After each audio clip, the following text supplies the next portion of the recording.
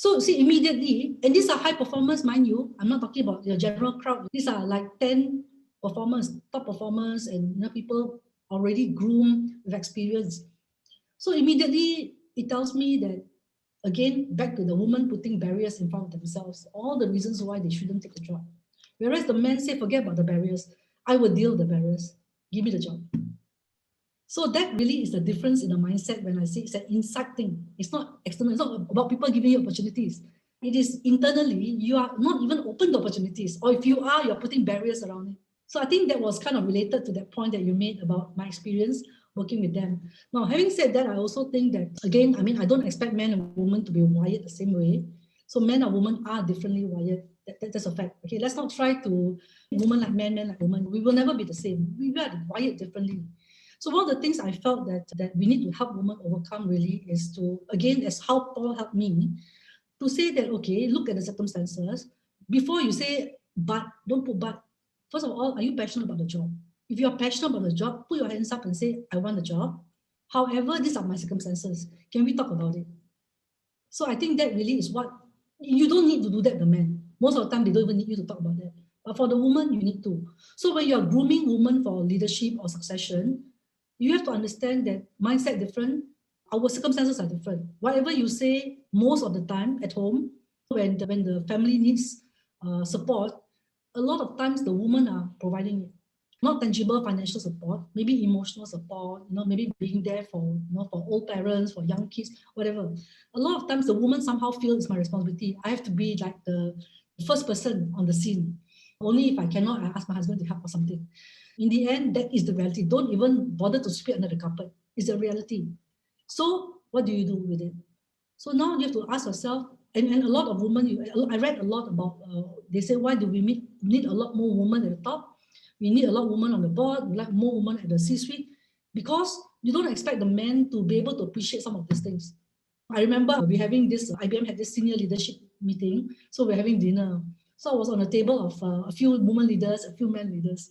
And then one of the women was saying that we're talking about kids, school, this, that. So there are some of them Singaporeans, they have to do community service to collect points, otherwise their kids can't go to a good school and all that. So we talked about that. And then one of the guys said, hey, you all are women's complex, why are you all talking about all these things? Just put them in the school and they will take care of it. So that woman and mouse will say, see, that's the problem with men. They think that they just press a button, everything happens. They don't know behind that button, the women are doing all the work. So they all have the husbands and the fathers. They think that, okay, I just signed here, my kid going to the school. They didn't know that before you even get to the school, the mother has to do all these things. So we were making, it was a joke, but it was also like, see, then one of my colleagues said, yeah, you all women, you always make things so complex. It's very simple. What's so difficult about putting a kid in school, So you see, you imagine, it's not right or wrong. The perspectives are different. It's not something you can change that easily.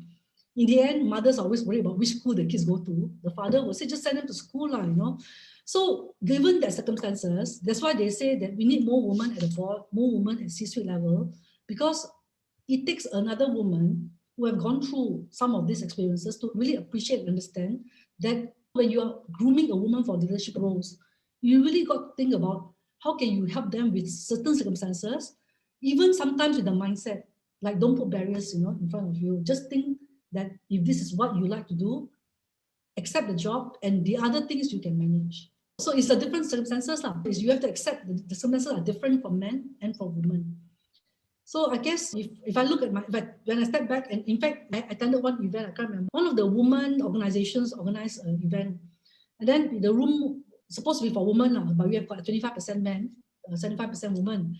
So I asked this question, I said, when was the last time, talking to the woman, when was the last time you all asked for a raise, salary raise? Very few women put up their hands. The men all put up their hands. Okay? Then I said, this is the point. You must ask. If you want something, you must ask for it. Don't assume that it will be given to you. And I can tell you, in my years as a manager, as a leader in IBM, very few, in fact, I would say no woman has ever come to me and say, give me a salary increase, not even one. But men, every other week, someone come in and say, hey, my salary, not high enough, this and that. No, but I told them it's true. I said, okay, maybe it's my generation, maybe your generation different. But I asked, how many of you, when was the last time you all asked for a salary increase? Interesting question. Put up your hand. I will tell you, most women, they don't think about asking for salary increase. But men, They will ask for salary increase. Now, if you ask me, there are a lot of complicated reasons. Maybe they are breadwinners. Maybe they need to bring home, they have to support family. I don't know. Maybe most of the women, husbands, the main breadwinner, they are not. I don't know. But cannot be, right? I mean, I'm sure there are some women who are breadwinners as well. So that's my experience. That's why I said I was talking to the audience. I said, in my 30 over years, not once, seriously, not even once, has a woman ever come into my room and said that give me a salary increase.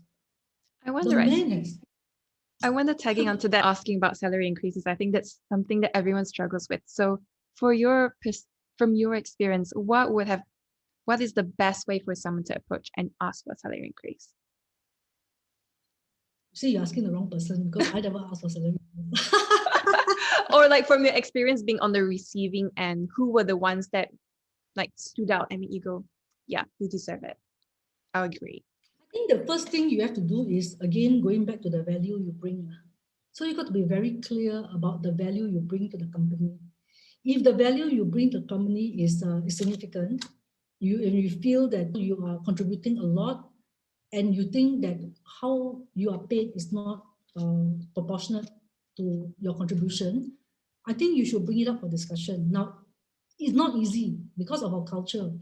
Culturally, it's very hard for me to go to my boss and say, I don't think I'm paid correctly. Now, again, it's very individual because I'm actually a very factual person. So meaning that if I ever do it, I will do some study first. I will actually study a bit more. So for example, if I have a job offer from outside, that's the easiest one, and the person outside is willing to pay me 50% more, then I will go and talk to my boss and say that, am I worth the 50% more to you? Now, to be honest with you, there are people who come and ask for extra 50%, but the contribution does not commensurate.